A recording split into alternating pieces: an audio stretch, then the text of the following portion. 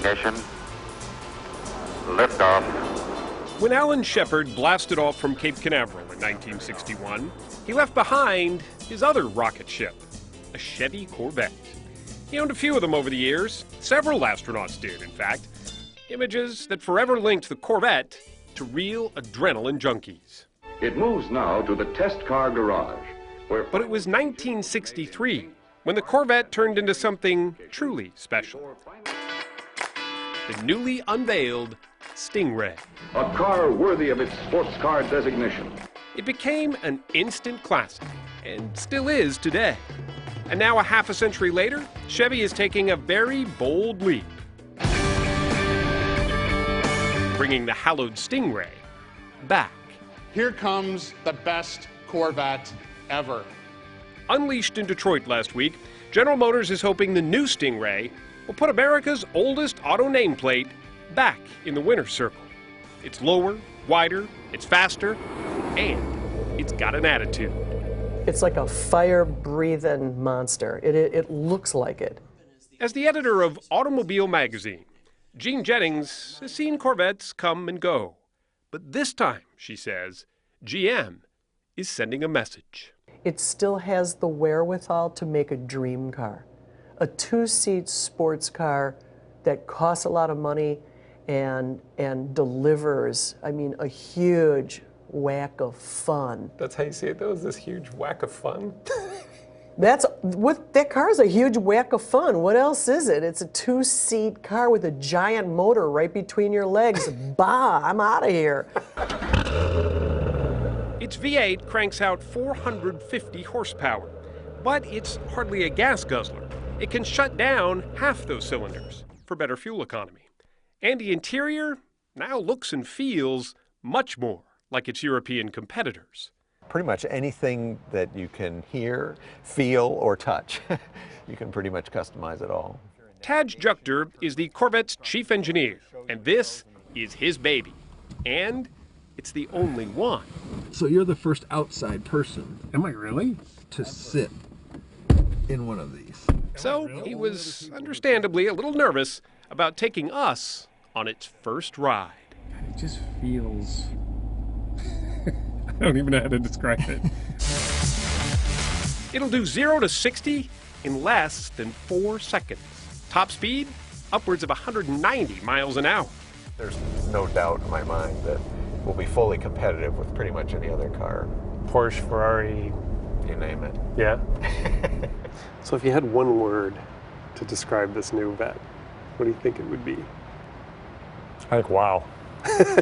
Tom Peters is the head of Corvette design, in charge of sculpting the body to make it fast and functional. This probably might have taken as much creative energy as doing a whole body side. Just this little curve. Just this little section through here, yes. Not all Corvette purists, though, like the redesign. Some mourn the loss of those signature round taillights. Others worry that it looks a little bit too much like a Dodge Viper. But America's sports car has rarely had an easy ride. But the high points of the show to most visitors are the customized cars, which... It was first unveiled at GM's Motorama in 1953. For $3,500, you could take one home, double the price of other Chevys at the time. But that early Vette was more show than go, says automotive historian Paul Ingrassia. It wasn't very fast, wasn't very stable. Oh, and the roof leaks too, by the way. That Corvette idea, though, had a champion, its legendary chief engineer, Zora Duntov. He persuaded Chevy to replace its standard inline-6 with a V8 instead.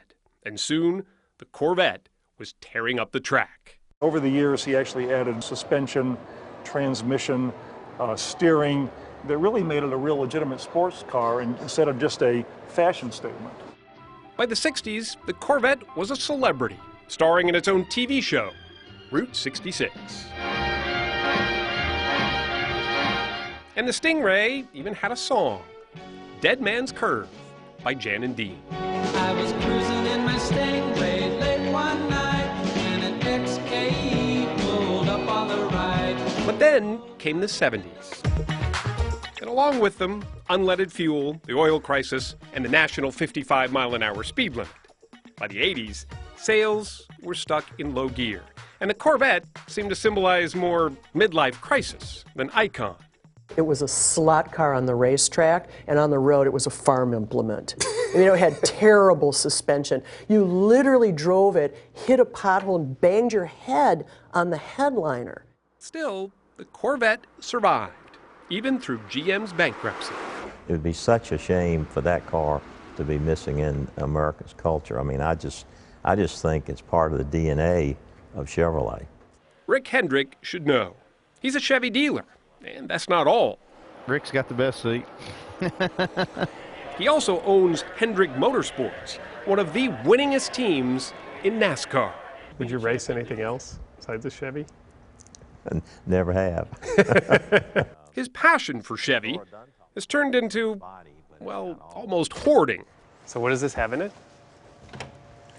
Wow. This is a 427 with 390 horse. He owns one of the largest private Corvette collections in the world, nearly 150 in all. His favorite, though, was always the Stingray, and he's more than willing to share the love. Oh, I could drive this thing all day. What was it about Corvettes for you, though? Corvette was just the ultimate car. I mean, it was, you had the styling, the power, all the girls liked them. In fact, it was in a Stingray where he wooed his future wife, Linda. She rode with me in that first Corvette on our first date, and it broke down. What'd she say? She wasn't very impressed. Most of what's in his collection is priceless, and last night, Rick Hendrick purchased the rights to get the very first new Stingray off the line. Well, I think this car will probably be one of the most sought-after cars that we've seen in a long time. Will the new Stingray live up to its pop culture royalty? Well, that's between you, the wheel, and the road.